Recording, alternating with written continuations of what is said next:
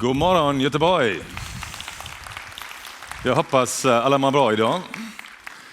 Thanks to Svensk Handel and thanks to my friends from the Swedish Fashion Council for inviting me back to Sweden and back on stage.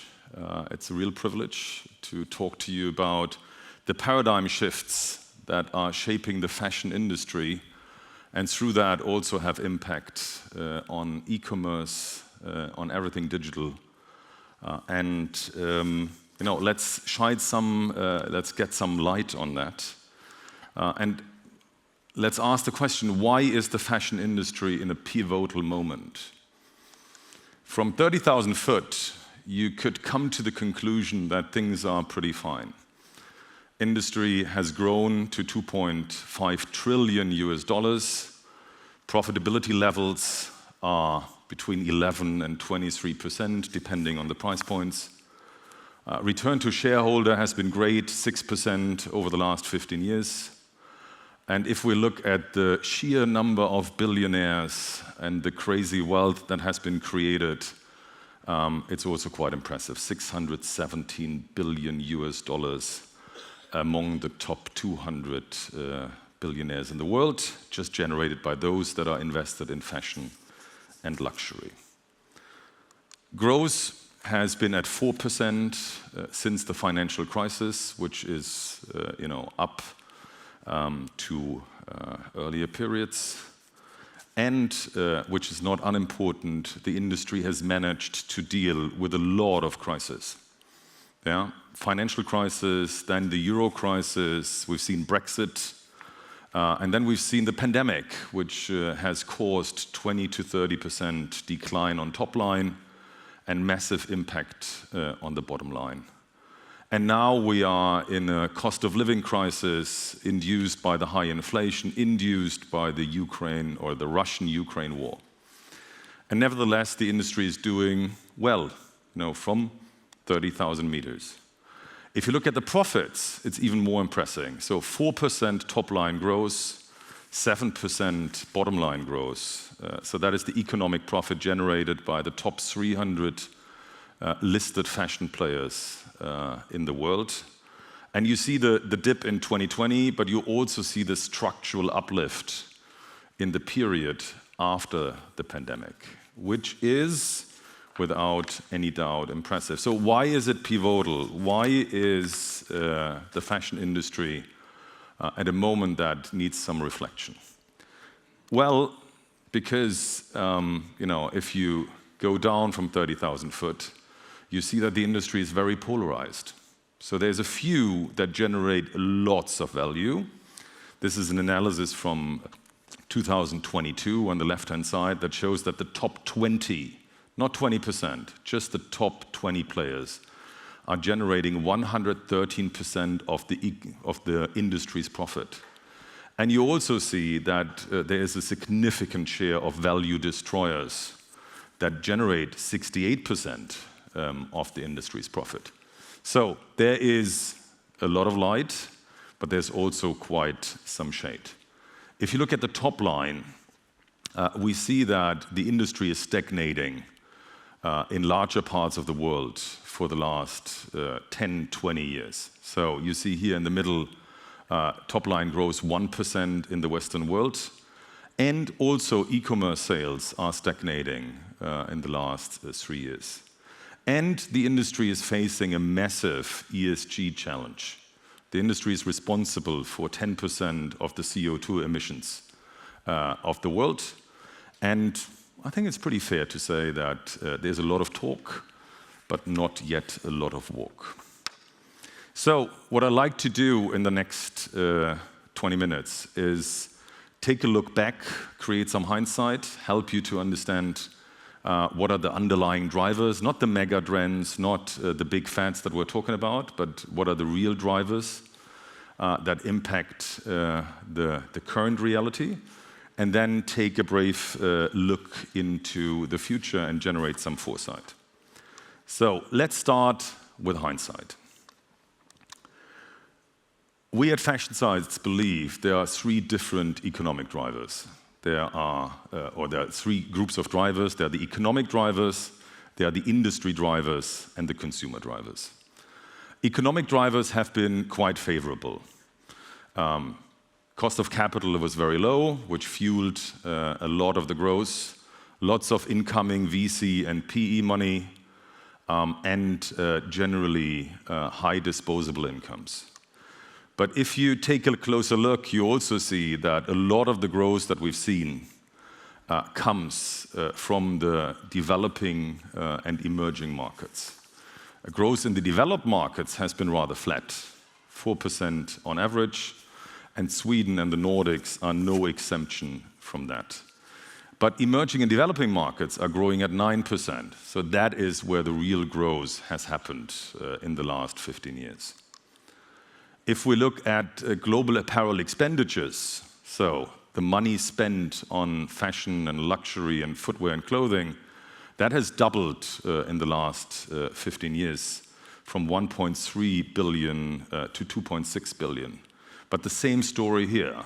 That used to be 29% was the share of emerging markets, but that has now raised to 49%. So money spent on fashion is moving from developed Western markets to the emerging markets. But what is really concerning is that the share of wallet, so the amount that people spend from all the disposable income they have, is declining. Not a surprise in the Western world, but quite concerning that even in the emerging and developing markets, that share of wallet is going down, which practically means that people have full wardrobes and people are a bit saturated, and there's a certain fatigue, which obviously also has a connection to the ESG discussion I mentioned before. If we look at industry drivers, we've seen that the sourcing cost that was in decline for several decades has turned into inflationary around 2016 and 17. We've seen that there has been a massive commercialization of the internet, of social media, and of the way people are shopping. And we've seen quite a bit of business model innovation that has also driven the key wealth creation models in the industry. ESG has gained more relevance and awareness, but has not really impacted the industry in a broader sense. And we've seen a massive professionalization. So when I started in the early 2000s, this industry was far less professional and far less sophisticated on many levels. So let's take a look at the industry drivers and let's focus a bit more on e-commerce and social media, given we're here at D-Congress. So in 2010, only 28% of the global population were using the internet. Now we have more than 2/3 that have regular, not only access, but also usage of the internet. And another key driver is the use of smartphones. Only 300 million in 2010, pretty much 5 billion by now. So that is a key driver how people inform themselves. That's a key driver how people shop and how they acquire fashion and luxury. Also, the infrastructure has changed, and to take courier, express, and parcel services as a proxy, that has increased from 160 billion euros to 500 billion over the last 15 years, a growth of 8%. So that is, you could say, the fuel that is allowing the industry to be active on the e-commerce side. And to illustrate that with a couple of more numbers, every second around 5,000 parcels are delivered somewhere around this planet. And every day, more than 12 million de minimis packages, all of those Shein and Temu packages are arriving in the European Union. So this is massive. So e-commerce has become a very relevant part of the fashion industry and its go-to-market. If we look at the consumer drivers, we see levels of polarization. Yeah? So there's a shrinking middle class, there's a concentration of wealth. That is one of the reasons why luxury has done so well in the last 15 years. We also see that people are more mobile, more connected, more hedonistic, more sports and wellness driven. All of that has impact on the fashion industry. If we look just at social media and the consumption of that as an underlying driver, we see that in 2012, the average time spent was 90 minutes. It's now 60% higher at roughly 140 minutes. And if you look at the right-hand side, you see that Gen Z is spending 180 minutes a day, 3 hours on social media.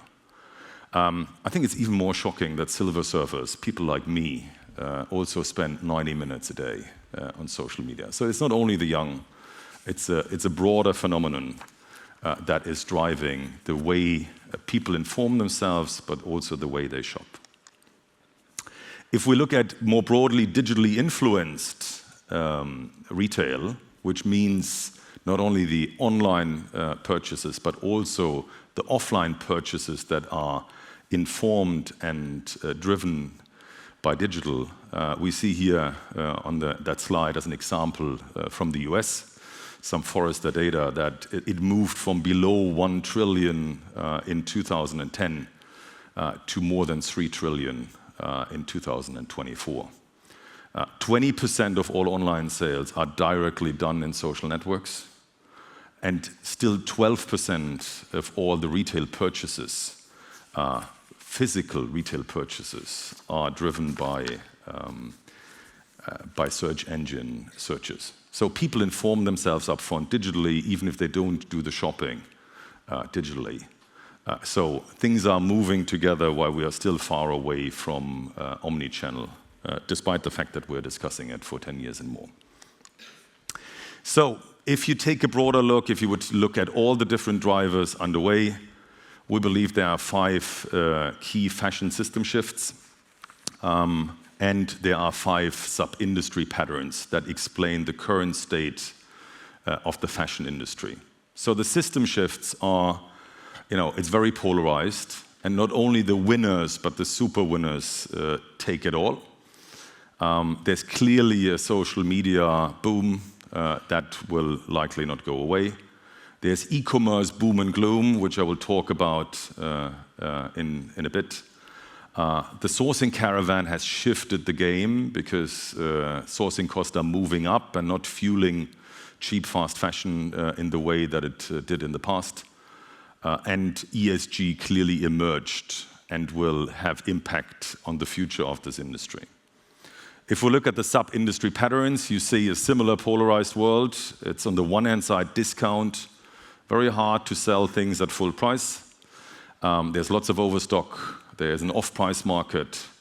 And you see on the other side luxury, which had its democratization moment in the first decade and a clear surge in the period after the financial crisis. Fast fashion has evolved. We've seen now 3 waves of fast fashion, and Shein and Temu are the kind of the third wave of that. And it's not dead, as some of us thought 5 or 10 years ago. It's still moving on, despite all of the ESG discussions. And we've seen a massive consolidation in the mid-market. So a lot of the family-driven, wholesale-driven, small to medium brands have disappeared or got merged typically into something. We have a massive verticalization of the mid-market. And last but not least, the health and wellness desires of the world's population were a key driver behind sports. But obviously also the casualization that we all live every day. So let's focus on e-commerce boom and gloom. And let's take a closer look, which is probably most interesting for this audience. So if we look at the last 15 years since the financial crisis, it's quite interesting to take a look at the market cap of the value and mid-market online platforms. So the ASOS, the Boohoo's, the Zalando's, and others. And while all of that somehow started, in 2000, and ASOS did its IPO in 2002, the real progress only happened in 2010 and afterwards. So there was a first growth period from 2010 to 2014.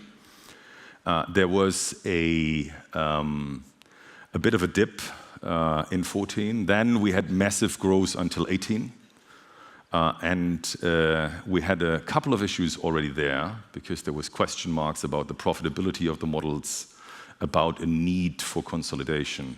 But then COVID happened, and COVID was like a shot in the arm for the industry because people couldn't go to stores and they wanted to still purchase. So that moved up sales. That also made a lot of those businesses profitable. That led to skyrocketing valuations. And then we had a moment of truth because the cost of living crisis and the inflation drove up interest rates, and that pretty much killed most of the digital business models, or better to say, the DCS models that were driving the valuation. And that moment of truth was in August 2022, when most of those players lost 80–90% of their valuation. So then we had a bit of an aftermath, which we call here the reckoning. If we take a closer look now at the drivers behind all of that, we see that, of course, the ones that I already mentioned: internet, smartphone penetration, commercialization of social media, software as a service, which has brought down the entry barriers, but also led to a lot of fragmentation. We've seen lots of VC and PE funding supporting not only the big players, but also the ecosystem around it. The industry has benefited from the globalization of trade. Industry regulation was relatively limited to non-existing.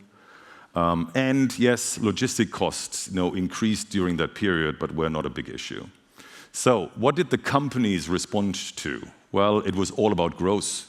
It was not about profitability. It was about market share.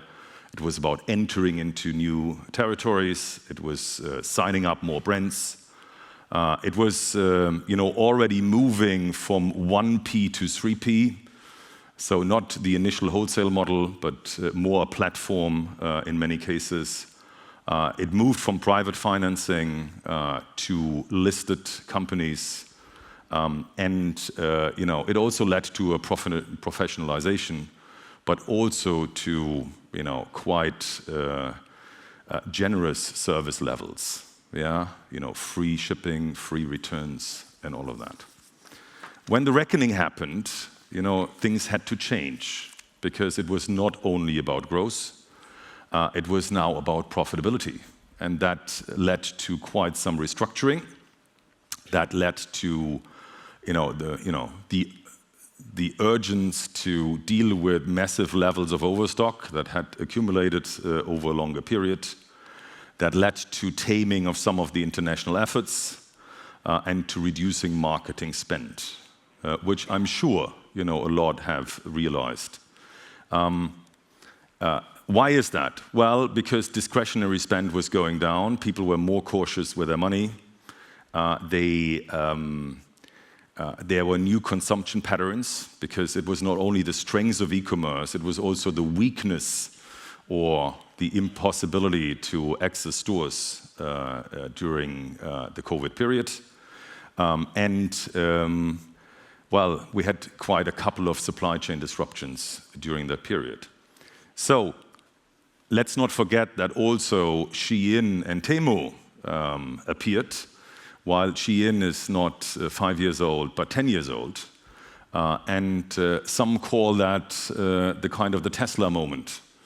And I will come to that later. So there was a new shiny player changing the rules of the game, changing the front end, making that much more attractive, but also being much faster in the way they produce fashion and they ship it.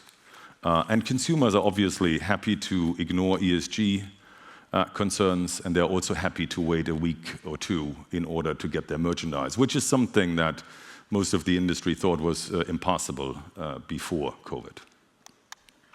So now let's move to foresight. So what does that mean going forward? Again, it's all about drivers. Yeah? Share of wallet will not go up in the Western world. There's likely even a restriction of global trade. Yeah? The new US administration is driving a very different course than the previous one, and that could lead to tariffs and complications. Smartphone, internet penetration, is probably not completely maxed out, but has seen the largest growth rates. Logistic costs, will likely stay where they are. Technological breakthroughs are here. I think AI is real. This is not metaverse like a couple of years ago. This will have massive impacts on the front end and probably even bigger impacts on the back end. It could also finally help some of those business models to become, properly profitable. It could help to compensate the labor shortages that the fashion industry will have to deal with. Industry regulation is picking up. We see, that finally the European Union and the US and the UK are tackling the de minimis problem, and also the fact that a lot of product that comes in from direct or from manufacturer to customer models, is not in line with European regulation. And we have consumer drivers. Social media is here to stay, and the focus on convenience, will also not go away. ESG, well, that's interesting. I think 6 months ago, I would have said it's no doubt there's no future without a more severe ESG framework. But with a new government in place in the US, things might change. So what should we expect for e-commerce? We should expect that things will be very competitive. We will see more consolidation. We will also see likely 3 archetypes to prevail. So on the one hand side, on the left-hand side, you see the tech platform plays. That is focused on 3G, on 3P.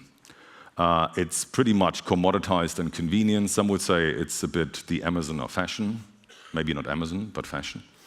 It's providing a platform. It's more of a technology and logistics provider. And the value generation for them also happens through retail media and analytics services. And it's a global play. There are the fashion-led curation plays. That's the one in the middle. That's probably more local, more regional. And this is much more a fashion play. So it's really about product, it's about private label, it's about the way you present that. It's less of a tech play. And for some of them, there will also be an omni-channel proposition here. And then you see the analytics and enabled vertical plays, which is a very nice word for the Teslas. So it's not only Shein and Temu. There's probably 50 more of those in China. So the BYDs, the Geelys that we didn't see in the first round when electronic vehicles approached. And the big difference is they have a different way of producing styles and to developing collections. Much faster, much more digital. And the de minimis regulation will not stop them. It will make things more expensive. It forces them to change their operating models. It forces them to have warehouses and return policies. But the fashion world in the West has to adopt their processes as well. Otherwise, we will have a hard time to compete against those players. This is typically my Taylor Swift moment when iPhones go up. It's obviously not the case here in Sweden, but these are the 10 predictions, the broader 10 predictions where the industry is heading. So, and some of that, I already touched on. Growth in emerging markets, in developing markets, in some of the niches, but not in general in the Western world. Polarization will continue on. All of those big players and all of the very successful ones have the means to invest into whatever they need to invest into. Fast fashion will have a tougher stand. because ESG, higher sourcing cost, regulation will make things more difficult. Mid-market, I think the squeeze is almost over. We've seen lots of consolidation in most places. The squeeze will move up into premium, where we still have a lot of family-owned businesses, a lot of wholesale-driven businesses. Luxury takes a pause, but will come back in force. Just needs a couple of new ideas and needs to overcome the fatigue and the crazy pricing policies. AI, as I said before, I strongly believe that is an opportunity for the industry to increase the productivity on the back end and to drive profitability. Nearshoring, a topic we've discussed for 10 years, could be now really fueled by the Sheins and the Temus because they cannot source from China and they probably have to go to Turkey, they have to go to North Africa. ESG, I think there's no way around ESG, and I'm sure, given that I'm in Sweden, there will be a lot of support for that idea. But if the US completely walks away from that idea, we will get discussions in the European Union that our industries are not able to compete against the Americans. And I can't see that the Europeans will stop US brands exporting their stuff into the European Union. Online and offline channels have to finally merge. It's another topic we've discussed for 10 years, and there needs to be more value to the customer than a video screen and some click and collect. And last but not least, in a world where a lot of talent is scarce, the fashion industry will have a tougher life going forward. So that was a lot of data, a lot of information in just 30 minutes. Thanks a lot for your attention.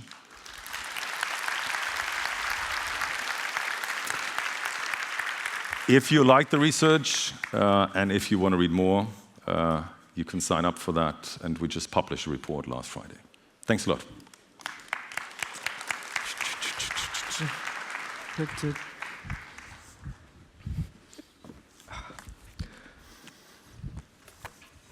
Thanks so much, Dr. Achim Berg. Oh, thank you very much. Lovely to meet you. Hello, everyone. I'm Alex Kessler, the Deputy Editor of ID. And I'm sure, like all of you, I have a lot of questions about this incredibly insightful talk that you just gave us. I'd love to start with, obviously, you gave us 10 incredibly bold predictions for the future of the fashion industry. Which of these do you think will be the most impactful in the next decade? Well, it's probably the lack of growth, or the growth that is only happening in certain pockets, in niches, and in the emerging markets, and it's probably AI. While we haven't fully understood how that will impact things, but it's clear that that is a very good opportunity to drive productivities, to improve profitabilities. And a lot of the processes could be smarter, faster, and less costly. I mean, AI is of the moment, but I was wondering, like, over the past 15 years, the industry has grown at 4% annually, with profitability increasing ever faster than before. Like, what factors do you think contributed to this resilience, and especially post-COVID? Yeah, I think the 4% sound great, but if you take inflation into account, which is around 3%, it's net only 1%. So the growth is not that high, even if you take the developing and emerging markets into account.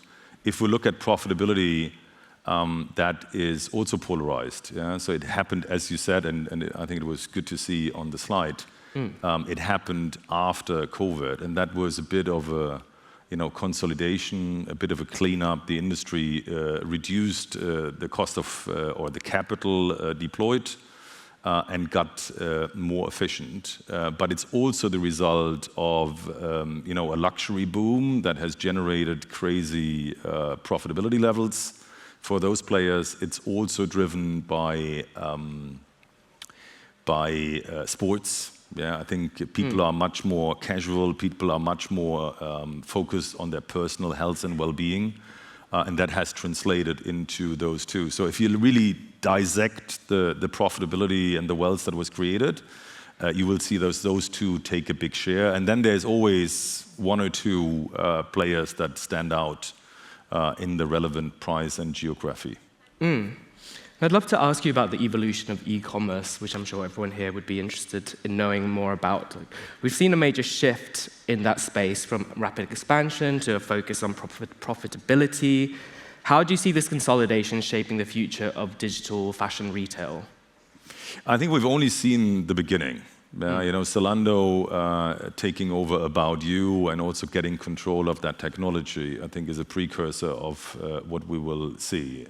If you look at the UK, your home market, you got ASOS and you got Boohoo and you got a couple of smaller ones. I think there's also some opportunity, and that is true for pretty much every market, because a lot of those players are much more local and regional than it seems, and that you would expect, given that this is the global internet. Just look at what happened to luxury. Look at what happened to Matches, what happened to Yoox Net-a-Porter. I think that is the first wave of consolidation. We will see exactly the same in the mid-market, and that will make bigger, more efficient, will produce bigger, more efficient players that will have economies of scale. But I believe it's going to be around those three archetypes that I was talking about, and there is opportunity for more fashion-driven players. But for all of those who provide software and services to this industry, be prepared that the consolidation will go on.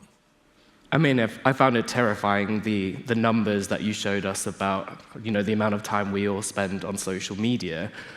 Guilty myself, but it is part of it. It's part of the job, but also it's we can pretend that. But, but it is just the way of the world. It's the way the world functions. How do you think brands should strategize to ensure that they stay relevant in this space? Well, I think most brands have realized that this performance marketing affection that we've seen during COVID, was not the one and only solution. Yeah, so a lot of money has been invested into that. Obviously, the big tech players also took advantage of that and increased the prices. I think in the last 12, 18 months, we see many more efforts to invest into brands, into stories, and to make, to avoid just the performance side and to do proper brand building. And I think that is one way forward. But on the other hand, as a CEO in a fashion company, there's no way to ignore technology and the developments on that end, and I think it's also an opportunity for younger generations to teach the more senior decision makers and to step up, at one point. And while the industry has thrived on economic growth, there is concern around sustainability. Now, how can fashion brands balance that profitability but also being mindful of sustainable practices? Well, it was so much easier and so much clearer 6 months ago, or let's to be honest, 12, 15 months ago. I think at that point in time, we still were in a period where, the industry moved from creating awareness for the problem to action. During COVID, we've seen a lot of, almost every CEO of the fashion industry made commitments, typically until 2030. Now, I think that is 6 or 7 seasons away from where we are, so things are getting closer. The macro environment has gotten more difficult, which means budgets are more constrained, and we have not seen the big pivots and the big changes in the last 12 months. So everybody is a bit in a waiting pattern, is asking for the regulator to guide them. I'm skeptical about that, because when was the regulator ever efficient? But on the other hand, I think the reality is also that the consumer doesn't want to pay for it. I was at one of the big sustainability conferences in fashion, and I think there were more than 5 of those speakers who said, we can't wait for the consumer. And so that is the one issue. That was the problem already before the new US government. And now we've seen what happened to diversity and inclusion. We've seen what the corporates also did about that. I think we should expect, unfortunately, similar developments on the sustainability side. And if the US is not supportive of that topic, we will get more voices in the rest of the world saying, well, how can we compete in this global industry if we stick to it and if we engage? So in the end, I think we need smarter solutions, we need to deploy technology, and we need to finally convince the consumer to really buy into it, practically buying and paying higher prices. For sure. And prior to your talk, we sort of tapped on the subject of luxury taking a pause. I'd love for you to sort of expand on that. Like, well, why do you think that is? I think there's a general fatigue about luxury. It was going very well, as you could see from the presentation, in the last 15 years. So there was democratization between 2000 and 2010. So people got access, the entry barriers were a bit lowered. It was not only for the old money to buy into luxury as a lifestyle, but it was accessible. A lot of the brands increased the more accessible price points. We've seen more brands in the affordable luxury space. I think all of that was already happening. And then COVID hit. And during COVID, people had less opportunity to spend on other things. Travel was difficult to impossible. Entertainment and party was also difficult. So people were using their money in a very hedonistic way to treat themselves in a nice way. And then, we're now in the aftermath of that, and there's a bit of a headache of that party. And the brands were a bit too greedy. I think the price increases we've seen for some of the top items, is 100, 150% in the last 3 to 5 years. Was out of control, but they were compensating the volume declines that already happened and securing their profitability. So that is where we are. Yeah. I think luxury will continue. People want to reward themselves for achievements, as one of my friends call it. Right. And that will continue. The middle class is growing, in particular in the developing and emerging markets. That will add more fuel. So therefore, we need a couple of new ideas. We need a couple of new brands. And then the luxury train will continue and will gain some speed. It will keep going. Thank you so much for your time, Dr. Keytenberg. And yeah, give it up. Thank you. Thank you very much. Thanks, Alex. Thank you.